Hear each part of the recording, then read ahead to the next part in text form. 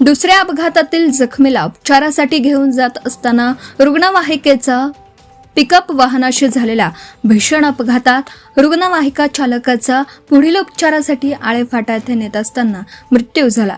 ही दुर्दैवी घटना अहिल्यानगर कल्याण महामार्गावरील गायमुखवाडी तालुका जुन्नर येथे 17 जुलै रोजी रात्री 12:30च्या दरम्यान घडली।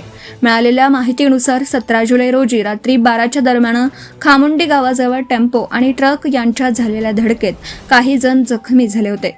त्यातील एका अपघातग्रस्ताला उपचारासाठी आळेफाटा येथील रुग्णालयात नेण्यासाठी रुग्णवाहिका रवाना झाली होती।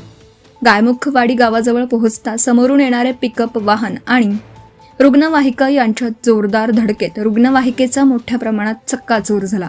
अपघातात रुग्णवाहिका चालक कुणाल तुकाराम डुंबरे राहणार डुंबरवाडी यांचा जागीच मृत्यू झाला। अपघाताची माहिती मिळताच स्थानिक नागरिक आणि ओतूर पोलिसांनी घटनास्थळी धाव घेतली। जखमींना तातडीने जवळच्या रुग्णालयात दाखल करण्यात आलं। कुणाल डुंबरे हे दुसऱ्याचा जीव वाचवण्यासाठी जात असताना स्वतःच अपघाताला बळी पडल्याने परिसरात हळहळ व्यक्त होत आहे।